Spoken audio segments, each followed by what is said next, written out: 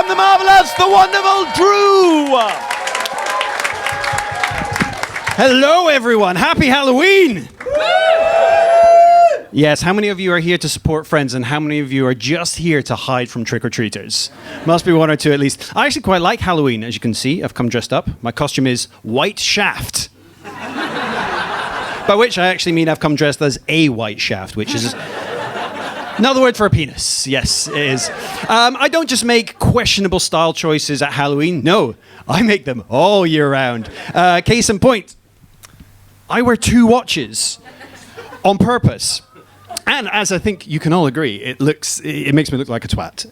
There's no way of getting around it. And I'm aware of this. If I'm aware of this, then why do I do it? Well, it's a defense mechanism. See, a couple of years ago, I started putting on an awful lot of weight. I was ballooning up. And it was exacerbated by the fact that I was getting cyberbullied about it by my internet-connected bathroom scales.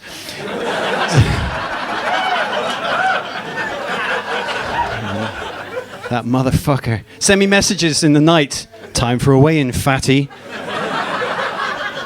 You'd stand on the thing, and it would turn into a 90s movie high school bully. Whoa, lord ass, only one at a time. Fuck you, 150 quid on Amazon. Fuck you. So hence, the 2 watches, because my thinking would be, and this is fucking genius, by the way, if I do say so myself, people would notice the watches before they notice that and these, and we think of something funny to say about them first. And because I don't really care about the watches, it doesn't register on an emotional level. So I could be prepared. So if someone does come up to me and says, dude, why the fuck are you wearing 2 watches? You look like a twat. I can say, well, thank you for asking. The reason I wear 2 watches is so I can tell the time no matter which hand I'm using to fist your mom. It's literally the worst thing I've ever said out loud. But it worked. It worked. My dad never bullied me about the watches ever again.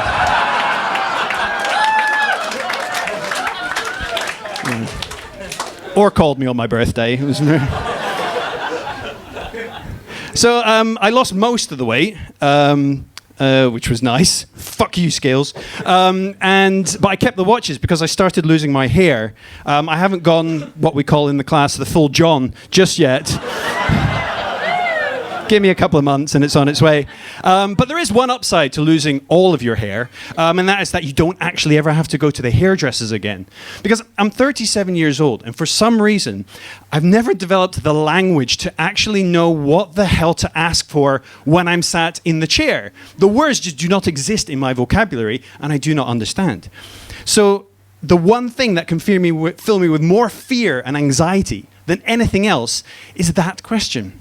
When you're sat there in the seat, bib around you, and the question comes, so what are we doing today? Your brain goes to fucking mush.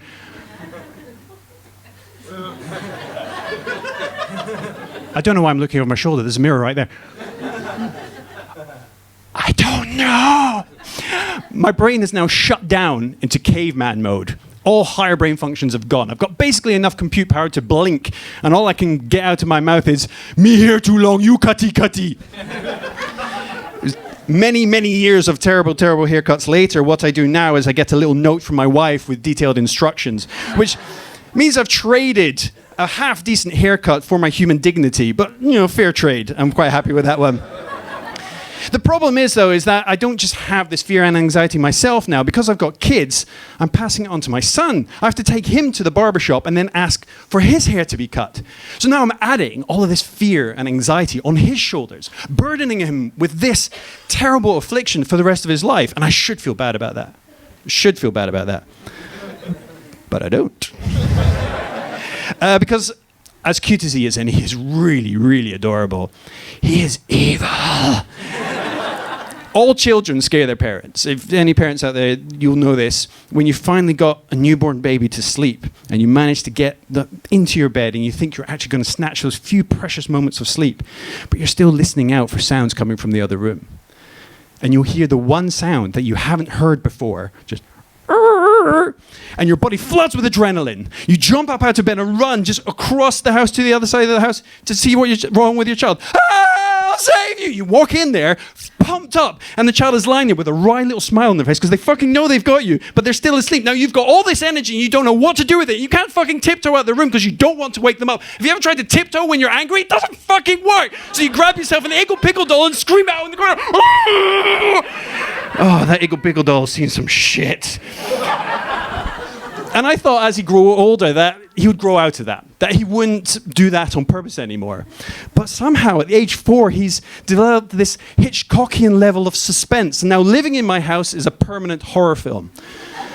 So you know the scene in a horror film where someone's in the bathroom and there's a mirrored cabinet and they open it up to get their toothbrush or whatever out. And as they close the door, BAM!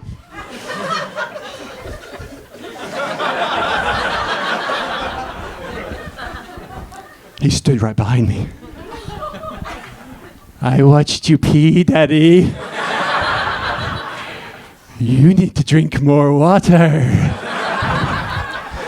By the time I've mustered the courage to turn around, he's disappeared. And all I can hear is the faint sound of children's laughter on the wind. It's fucking terrifying. It's got to the point now where I'm not entirely sure if I'm actually hearing what he says or imagining that I'm hearing what he says. And it's skewing with my mind. He came up to me last week and he just walks up to me and he grabs me by the sleeve. Daddy? Yes, son?